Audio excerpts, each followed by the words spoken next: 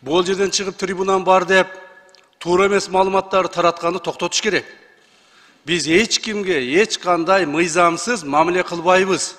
Кылууга акыбыз дагы жок. Андан сырткары дагы бир эки урматтуу биздин депутаттарыбызга иштер бар. Мында алдын ала айтып коеюн. Эртең дагы айтып чыкпагыла. Так.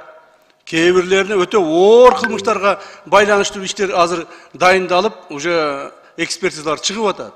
Жакында Ген прокуратура иш козгой турган болсо, ага дагы айтып чыкпагыла. Өтө оор кылмыштарга шектелүү адамдар бар. Араңыздарда отургандар.